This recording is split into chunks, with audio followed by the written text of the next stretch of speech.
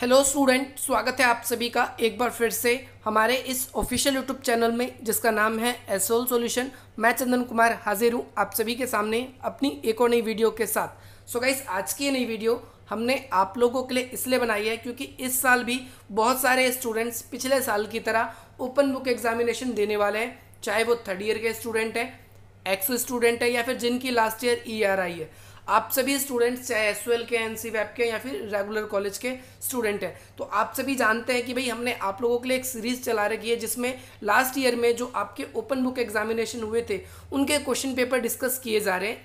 और ये जो पेपर है ये अगस्त 2020 का, जो आपको 2020 में अगस्त के महीने में हुआ था। और आज का जो ये पेपर है ये हिंदी ए के ऊपर रहने वाला है। बहुत सारे स्टूडेंट्स के कमेंट्स आए और मैसेजेस भी आए, क्वेरीज भी उन्होंने शेयर करी कि सर जी हिंदी ए की भी अच्छी वीडियो बना दीजिए जिसके अंदर ये बता दीजिए कि क्या क्या क्वेश्चन आ सकते हैं और दूसरी बात क्या क्या क्वेश्चन आए थे। क्योंकि मैंने आपको पहले भी बताया है कि भाई आप लोग इस साल अपना ओपन बुक एग्जामिनेशन देने वाले हैं, तो आप लोगों के लिए बहुत ज़रूरी है कि आपको पता होना चाहिए कि भाई किस तरीके से क्वेश्चन मेरे से पूछे जा रहे हैं, किस तरीके से मेरे क्वेश्चन आएंगे और उसी तरीके से आपको आंसर लिखना है और कितने अच्छे तरीके से आप आंसर लिख सकते हो। आज की इस नई वीडियो में हम आपको यही बताने वाले हैं। तो चलिए गाइस, ज़्यादा देर न करते हुए आज की अपनी इस वीडियो को। सो गाइस, अगर आप लोगों को भी हमें अपनी तरफ से कुछ सजेशन देना है या फिर आप लोग अपनी तरफ से कोई क्वेरी शेयर करना चाहते हैं तो हमें कुछ इस तरीके से अपनी क्वेरीज को शेयर कर सकते हैं। तो चलिए गाइस, ज़्यादा देर न करते हुए आज की अपनी इस वीडियो को हम स्टार्ट करते हैं। सो गाइस, एज ऑलवेज मैं आप लोगों के लिए कुछ बेसिक सी बातें बता दूँ जो आपको एग्जाम के दौरान गलती नहीं करनी है। पहली बात तो जो सेकेंड ईयर के स्टूडेंट हैं उन लोगों का एग्ज़ाम भी और थर्ड ईयर के जो स्टूडेंट्स हैं उन लोगों का एग्ज़ाम भी, अगर उनके पास में हिंदी ए का विषय है, हिंदी बी का विषय है या इंग्लिश का भी विषय है तो सिमिलर ही है। आप चाहे सेकेंड ईयर में पढ़े या थर्ड ईयर में पढ़े, या आपकी मर्जी है, दोनों के लिए आज की वीडियो रेलेवेंट रहने वाली है। दूसरी बात, आप लोग जब भी अपना OBE पेपर डाउनलोड करें तो इसके अंदर सबसे पहले आपको क्या करना है, यूनिक पेपर कोड जो आपका है आपको उसको मैच करना है। इसके बाद में आपका जो शीर्षक है यानी टाइटल है सब्जेक्ट का, फिर इसको भी देखना है ये किसका है। और एज ऑलवेज आप लोगों को सबसे पहली बात मैं बता दूं कि एसयूएल के ज़्यादातर पेपर में ये गलती आ रही है कि भाई 2 घंटे का लिखा हुआ आ रहा है, तो आप लोगों को ये 3 घंटे समझने हैं क्योंकि 4 घंटे वैसे तो आपको मिले हैं, 3 घंटे आंसर राइटिंग के लिए, आधा घंटा आप लोगों को क्वेश्चन पेपर डाउनलोड करने के लिए। हालांकि आपका 5 मिनट में डाउनलोड हो जाए तो आप उसी समय से लिखना स्टार्ट कर देना। और इसके बाद में आधा घंटा आपको अतिरिक्त मिला हुआ है किस चीज़ के लिए, आंसर जो भी आपने लिखा है उसे स्कैन करें और उसको पोर्टल पे सक्सेसफुली अपलोड करें। तो ये 4 घंटे का आपका कुल काम होने वाला है। यहाँ पर आप लोगों को हिंदी का पेपर है तो हिंदी में ही लिखना होगा, इंग्लिश का पेपर होगा तो आपको इंग्लिश में ही लिखना होगा, तो हिंदी में ही लिखना है। यहाँ पर लैंग्वेज की कोई चॉइस नहीं है। और यहाँ पर आपको 4 क्वेश्चन करने हैं। हो सकता है आपके पेपर में एसयूएल और NC-वैप के जो स्टूडेंट हैं स्पेशली उनको बता दूं कि भाई उनका पेपर में अगर लिखा हुआ जाए गलती से कि अटेम्प्ट एनी 3 क्वेश्चन या फिर ऐसा लिखा हो जाए कि कोई भी 3 प्रश्न करिए, तो आप ऐसा मत सोचना, आपको 4 क्वेश्चन ही अटेंड करने हैं एज ऑलवेज। क्यों 4 क्वेश्चन अटेंड करने, क्योंकि लास्ट ईयर जो मैंने बताया था आप लोगों को हिस्ट्री का पेपर आया था या फिर और भी पेपर्स थे, कई पेपर में ऐसा लिखा हुआ था, जैसे ग्लोबलाइजेशन के पेपर में भी ये किन्हीं 3 को करिए, लेकिन वो 4 करने थे। ये पेपर में थोड़ी सी गड़बड़ी थी, जब पेपर पोस्टपोन बार बार हुए तो पहले छप चुके थे। और जो एसयूएल के स्टूडेंट हैं, NC-वैप के स्टूडेंट हैं और रेगुलर के स्टूडेंट हैं, तीनों के एक साथ ही पेपर हुए थे। तो ये पेपर जो है रेगुलर के बेसिस पे बनाया गया था क्योंकि उनके 25 मार्क्स जो होते हैं इसमें से 20 मार्क्स जो है वो इनके प्रैक्टिकल के और 5 मार्क्स इनके अटेंडेंस के होते हैं और 75 नंबर का इनका पेपर आता है। तो यहाँ पर क्या दिक्कत है मैं आपको पहले ही बता दूँ कि रेगुलर वालों का ये होता है, लेकिन पेपर छपने में थोड़ी सी गड़बड़ी हुई है, इसके कारण लास्ट ईयर बहुत सारे बच्चे फेल हुए थे। आप इन गलती को ना दोहराना। अब यहाँ पर डायरेक्टली मैं क्वेश्चन के ऊपर बात करता हूँ, सीधी सी। तो यहाँ पर एक क्वेश्चन आप लोग देखेंगे कि 100 मार्क्स का पेपर आने वाला है आपका एसयूएल और NC-वैप के। तो 100 मार्क्स में से आपके 4 क्वेश्चन करने, तो एक क्वेश्चन आपका बन जाता है 25 मार्क्स का। आप इस चीज़ को ध्यान रखना, 25 इंटू अगर आप 4 करोगे तो ये 100 हो जाएगा। तो 4 क्वेश्चन 25 मार्क्स के, उसी हिसाब से आपको लॉन्ग आंसर लिखने होंगे। यहाँ पर आप लोगों के एक क्वेश्चन, सबसे पहली बात मैं आपको ये बता दूं कि आपके जितने भी चैप्टर हैं, ये जितनी भी पोएम है, जैसे आपकी पोएम मुझको ना मिला रे कभी प्यार या फिर अरी वरुणा की शांत कछार, तो इनकी या फिर जो भी अलग से जो आपके चैप्टर्स दिए हुए हैं, जैसे फॉर एग्जांपल बाजार दर्शन दिया हुआ है, मनु दिया हुआ है। इसके बाद में अगर आप देखोगे तो अब नहीं आती प्रीतम पुलीन पर, ऐसे करके चैप्टर है आपका। इसके बाद आपका चैप्टर है पर्दा उठाओ पर्दा गिराओ। बहुत सारे चैप्टर हैं ऐसे आपके, आप देखेंगे एक से एक बहुत अच्छी स्टोरी है। तो मैं हार गई, जैसे एक से एक स्टोरी आपकी। इनका क्या पूछा जा सकता है, कविताओं का या चैप्टर का प्रतिपाद्य पूछा जा सकता है कि भाई इस चैप्टर के प्रतिपाद्य का मतलब क्या है। यहाँ पर सबसे पहले आप लोगों के लिए ये बेसिक सी अंडरस्टैंडिंग होनी चाहिए। प्रतिपाद्य का मतलब होता है कि जो भी क्वेश्चन है उसका आपको रियली में आपको उसका मतलब पता चल जाए, प्रतिपाद्य का मतलब ये होता है। दूसरी चीज़ देखो, आप यहाँ पर एक कविता के बारे में आपसे पूछा गया है, यहाँ पर चैप्टर के बारे में भी आपसे यहाँ पर क्या उठाया क्वेश्चन आया है कि पर्दा उठाओ पर्दा गिराओ। इसकी एकांकी किसे कहते हैं। पहली बात मैं आपको ये बता दूं कि आप लोग स्टोरी जिसे बोलते हो, स्टोरी कई बार कई तरीके की होती है। कुछ शॉर्ट स्टोरीज होती है और कुछ ऐसी होती है स्टोरी जो संवाद शैली में चलती है। संवाद शैली का मतलब क्या है, जैसे रोहन उसने कुछ बोला तो उसके सामने लिखा होता है, मोहन उसके कुछ डायलॉग होते हैं, माता जी उसकी कुछ बातें होती है तो उसके सामने होती है। और ये बेसिकली अगर हम देखेंगे तो जो नॉर्मल स्टोरीज होती हैं उनसे थोड़ा ज़्यादा होता है, ये ज़्यादा बड़ा होता है। तो इसीलिए इसको एकांकी कहा जाता है। दूसरी बात, इनके उद्देश्य को बताना है कि इसके अंदर क्या वर्णन किया गया है। गाइज मैं आप लोगों को बता दूं कि आप लोगों के लिए एक अलग से प्लेलिस्ट बना दी है मैंने हिंदी ए के लिए। उस प्लेलिस्ट में जाकर आप लोगों को वो प्लेलिस्ट आई बटन पे मिल जाएगी। साथ ही साथ आप लोगों के लिए पॉलिटिकल का, हिस्ट्री का, ग्लोबलाइजेशन का अब तक मैं पेपर बता चुका हूँ। अगर आपने नहीं देखा है तो वो आई बटन पे या डिस्क्रिप्शन बॉक्स में आपको लिंक मिल जाएगा, आप वहाँ से जाकर उनको देख सकते हैं। यहाँ पर आप लोगों को 2 क्वेश्चन क्लियर हो गए। यहाँ पर क्या लिखना है, देखो, मुझको ना मिला रे कभी प्यार, इसके बारे में मैं आपको बता देता हूँ। इस कविता के अंदर आखिर है क्या। इस कविता के अंदर सिंपल सी ये बात बताई गई है कि भाई जो लेखक है, आप इसका नाम समझोगे, अब पढ़ोगे तो आपको कुछ माइंड में लग रहा होगा रे प्यार व्यार की बात है, लेकिन ऐसा नहीं है।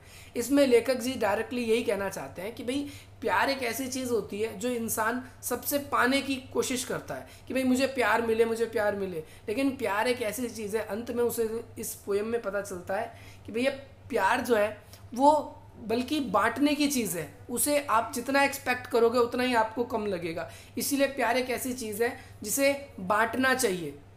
इसके लिए उन्होंने कई बारी इस चैप्टर के अंदर एग्जाम्पल दिए हैं। जैसे इन्होंने लहरों का एग्जाम्पल दिया है, जो मैंने आप लोगों को पढ़ाया था तो इसके बारे में बताया भी है। पर्दा उठाओ पर्दा गिराओ चैप्टर के बारे में ज़रा मैं आपको बता देता हूँ। इसके अंदर क्या है कि इसके अंदर कि भाई इसका जो मेन कलाकार होता है वो फ्री के पास मांगता है, जो भी इसके डायरेक्टर होते हैं उनसे, कि भाई ये एक शो कर रहे होते हैं महाभारत का। मैं आपको बता देता हूँ, उसमें महाभारत का शो होता है, जैसे आप रामायण देखने जाते हो ऐसे महाभारत का शो होता है। तो फ्री के पास मांगा जाता है कर्ण, जो कर्ण का रूल कर रहा था, बट उसको डायरेक्टर जी ने पास नहीं दिए। इसके कारण से उसने बीमारी का बहाना लगा लेता है, इन्फ्लुएंजा नामक बीमारी, उसका बहाना लगा लेता है। और क्या होता है कि वो मेन कैरेक्टर होता है, और जब वो ही अपना बीमारी का बहाना लगा लेता है, स्टोरी जब ये प्ले करते हैं, अपनी जो भी प्ले होता है इनका, जब उस समय वो एब्सेंट होता है, तो यहाँ पर ऐसे पता चलता है कि भाई सबके कैरेक्टर बिगड़ जाते हैं। सबके कैरेक्टर कि भाई एक को दूसरे का कैरेक्टर दे दिया जाता है, फिर दूसरे व्यक्ति को उसको, ताकि सबकी भरपाई की जा सके। लेकिन यहाँ पर हर कोई उस कैरेक्टर में फिट नहीं बैठ पाता, जिस कारण से पूरा का पूरा ये हस्से में बीत जाती है पूरी की पूरी। इसीलिए इसको बार बार ही कहा जाता है। दर्शक जब गुस्सा होते हैं कि भैया हम तो टिकट खरीद के आए हैं, हमें शो देखना है, तो बार बार चिल्लाते हैं पर्दा उठाओ पर्दा उठाओ। और बाद में जब उसका मजाक बन रहा होता है, क्योंकि हर कोई इसमें कलाकार अपने डायलॉग भूल जाता है, कोई किसी से लड़ाई करने लगता है, तो डायरेक्टर दुखी हो जाता है, वो बार बार बीच में आके कहता है पर्दा गिराओ पर्दा गिराओ। तो इसके बारे में मैंने आपको बताया है, अगर आप लोगों ने वीडियो नहीं देखी है तो आप देख सकते हैं। इसके बाद में हिंदी भाषा और उनकी प्रमुख बोलियों का परिचय दीजिए। तो हिंदी भाषा की बहुत सारी बोलियाँ हैं, खड़ी बोली है, राजस्थानी बोली है, अवधी बोली है, मगधी बोली है, तो बहुत सारी बोलियाँ हैं। इसके बारे में भी मैंने अलग से सेपरेट वीडियोज़ बहुत सारी बना रखी है, आप प्लेलिस्ट में जाकर ज़रूर चेक करिए। सबकी अपनी अपनी विशेषता है। वैसे तो पेपर में मैं आपको बता दूं 5 नंबर का अधिकतम क्वेश्चन आपका आता था, लेकिन यहाँ पर एक 25 नंबर बन गए। तो अब आप सोचिए कि अगर एक आंसर मेरे को लिखना है, यहाँ पर देखो सभी बोलियों के बारे में पूछा है। सामान्य परिचय का मतलब सभी बोलियों के बारे में बताना है। अगर आप 7 बोलियाँ भी बताते हो, जैसे मैंने बताया, क्योंकि राजस्थानी इसमें सबसे बड़ी बोली है, इंपॉर्टेंट, खड़ी, मगधी, अवधी, खड़ी, इसके बाद में ब्रजभाषा, बहुत सारी ऐसी बोलियाँ हैं, मैंने आपको बताया इसके बारे में। तो आप उन वीडियोस को ज़रूर प्ले करके देखिए, आप लोगों के लिए बहुत हेल्पफुल मिलेगी।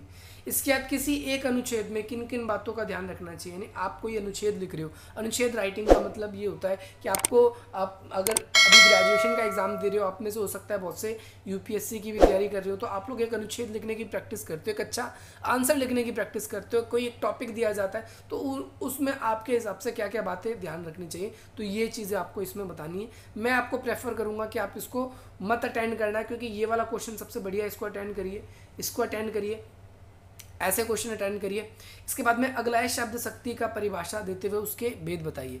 शब्द शक्ति की भी वीडियो बनी हुई है। शब्द शक्ति का मतलब क्या होता है कि भाई हर एक शब्द में ऐसी क्षमताएं होती है जो अपने अंदर अर्थों को ग्रहण कर लेती है, और जब भी हम उन शब्दों का उच्चारण करते हैं तो हमारे मन मस्तिष्क में उनकी ही चित्रण हो जाता है। जैसे मैंने एक बात बोला पानी, तो अब भाई पानी शब्द जो है, पानी शब्द क्या कर रहा है, किसी चीज़ को डोनेट कर रहा है। जब हम पानी बोलते हैं तो हमारे मन में एक अलग से इसका चित्रण बन जाता है। ऐसे ही अगर हम एक शब्द देते हैं कि भाई जैसे बादल, तो बादल का चित्रण हमारे मन में आ जाता है। अगर हम बोलते हैं कि भाई गुड़िया, तो उसके अंदर हमें क्या होता है कि भाई गुड़िया का हमारे मन मस्तिष्क में चित्रण आ जाता है। तो इसी तरीके से हम क्या पाते हैं इसके अंदर कि भाई हर एक शब्द के अंदर कुछ शक्ति होती है और वो अपने अंदर अर्थों को ग्रहण कर लेती है। जब लोग उसका उच्चारण करते हैं, सुनते हैं, तो उनके मन मस्तिष्क में वो बातें आ जाती है। इसके बारे में मैंने आपको बताया। इसके भेदों के बारे में बताना है तो 3 भेद हैं इसके, आपको बताया मैंने। 3 भेद कौन से? अभिधा, लक्षणा और व्यंजना।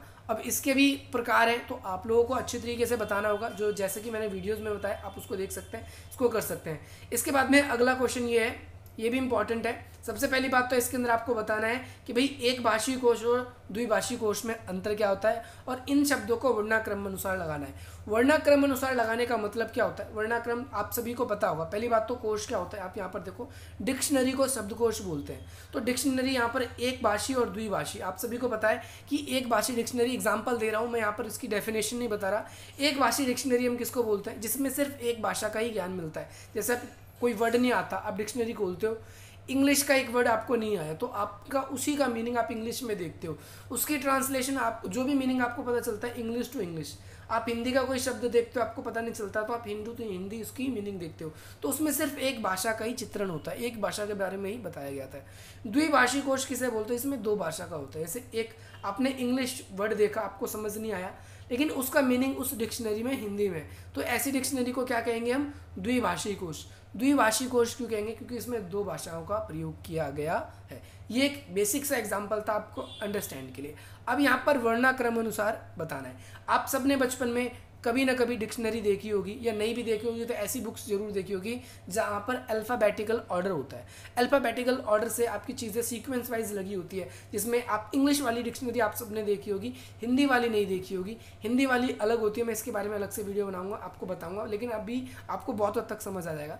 जैसे आप देखते हो पहले डिक्शनरी, तो इसमें एक ही शब्द होते हैं, सिर्फ 5 पेज, 4 पेज, 1 पेज, आधा पेज, एक शब्द जो भी हो, फिर बी के शब्द होते हैं, उसके बाद फिर सी के शुरू होते हैं, फिर डी के शुरू होते हैं, फिर ई के शुरू होते हैं। कोई भी डिक्शनरी देखते हो आप, तो ऐसे ही हिंदी का शब्दकोश होता है, उसके अंदर भी वर्णाक्रम होता है। लेकिन हम देखते हैं जो एक एक्चुअल में जो हमें का कबूतर बचपन में जो का से वर्ण वगैरह सिखाए जाते हैं, वो बड़ी क्लास में आके बदल जाते हैं, शब्दकोश के वर्ण अलग होते हैं। अब मैं आपको कहूँ कि ता के बाद में त्रा आता है तो आपको कैसा लगेगा? जी हाँ, बिल्कुल मैं सही कहता हूँ, यहाँ पर कह रहा हूँ कि ता के बाद में त्रा आता है। क्या आता है? ये शब्दकोश के अकॉर्डिंग है, इनका का कबूतर अलग होता है। आप देखोगे, आप पूरा का से ज्ञा तक पढ़ते हो, लेकिन आपको ये वाला श कहीं नहीं होता, कहीं नहीं मिलता। लेकिन इसको अगर वर्णाक्रम अनुसार लगाना हो तो हम इसको कैसे लगाएंगे? ये मैंने इसके बारे में भी शायद वीडियो बना रखी है, अगर नहीं बनाई होगी तो आप मुझे कमेंट करके बता देंगे, प्लेलिस्ट में चेक करके मैं जल्दी आप लोगों के लिए लेकर आऊँगा। तो आप लोगों को इनको शब्द के क्रम के अनुसार लगाना होगा कि भाई पहला अक्षर क्या आएगा इसके अंदर। तो सबसे पहले जैसे यहाँ पर का से शुरू है, तो इसमें देखो कहीं और कुछ है, तो यहाँ पर अंधकार लिखा हुआ है। तो पहले वर्ण में अगर हम देखते हैं तो पहले स्व हमारी क्या आते हैं? स्वर आते हैं, फिर व्यंजन आते हैं। तो पहले अंधकार आएगा, इसके बाद फिर कहानी आएगी। ऐसे ही इसके बाद में आपकी और भी चीज़ें स्टार्ट होती है इसके अंदर। मैं बताऊंगा इसमें कई अल्फ़ाबेटिकली, आपको इतना मैं बता दूं कि जो आपका लास्ट अक्षर, आप ज्ञा से ज्ञानी पढ़ते हो का कबूतर में, पर यहाँ पर लास्ट अल्फ़ाबेटिकली जो ऑर्डर हो जाता है वो आपका हा से हल होता है। ये ज्ञा से ज्ञानी नहीं होता, ये ज्ञा से ज्ञानी अलग जगह चला जाता है। मैं बताऊँगा जब आपको कंप्लीट वे में एक अलग से वीडियो बनाऊँगा जिसमें आपको इससे रिगार्डिंग कोई भी अगर डाउट नहीं रहेगा। साथ ही साथ मैं आपको एक सजेशन ये देना चाहता हूँ कि आप लोगों को ये अभी से ही अपनी पूरी की पूरी चैप्टर की समरी की नोट्स बना लो, क्योंकि ये क्वेश्चन ऐसा ज़रूर मिलेगा जिसमें आप लोगों को उसके उद्देश्य या उसका प्रतिपाद्य जैसे इसके अंदर पूछा गया आपसे ज़रूर पूछा जाएगा। 2 क्वेश्चन आपके यहीं से हो जाएंगे इस साल भी। इसके बाद में आप लोग शब्द शक्ति को जरूर प्रिपेयर करें, और साथ ही साथ हिंदी भाषा की बोलियों को, इन दोनों में से एक भी आपको इस साल ज़रूर देखने को मिलेगा। और ये तो आता ही आता है, हर साल का पेपर आप देखोगे वर्णाक्रम अनुसार लगाना। कोश के बारे में अर्थ पूछ सकता है, या इसका कोश परिचय पूछ सकता है, ये पूछा जा सकता है। कोश के बारे में तो वीडियो है हमारी, आप उसको देखिए, मुझे याद है मैंने डाली है। अच्छा, इस तरीके से आपसे अनुच्छेद लिखने टाइम कोई लॉजिकली क्वेश्चन आपसे पूछा जा सकता है। वो अभी हम नहीं कह सकते क्या पूछा जाएगा, लेकिन एक लॉजिकली क्वेश्चन भी आपसे पूछा जा सकता है। सो गाइज, यही थी आज की ये वीडियो जो आप लोगों के लिए हमने बनाई। आशा करता हूँ गाइज आप लोगों को आज की इस वीडियो से बहुत ज़्यादा वैल्यू मिलेगी और बहुत कुछ सीखने को भी मिलेगा इस वीडियो से। आप लोगों को ध्यान रखना है, जब भी आप आंसर लिखें तो कूल माइंड होकर लिखें, और क्वेश्चन को करने से पहले, जैसे पॉलिटी में बताया मैंने आपको, पहले परिचय लिखना है और हर एक क्वेश्चन का इसके अंदर भी आपको निष्कर्ष जरूर ऐड करना है। निष्कर्ष जरूर ऐड करना है। आप निष्कर्ष ऐड करते हो तो आपका अच्छा हो जाएगा।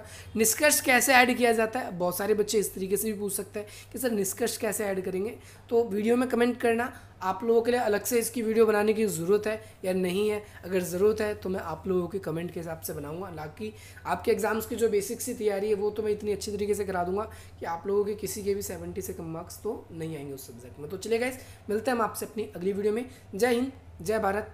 अगर आप चाहते हैं इसी प्रकार की अपडेट्स मिले तो हमारे चैनल से जुड़ें, अधिक से अधिक ग्रुप्स तक, मित्र तक शेयर करें। चलिए गाइस, मिलते हैं हम आपसे अपनी अगली वीडियो में।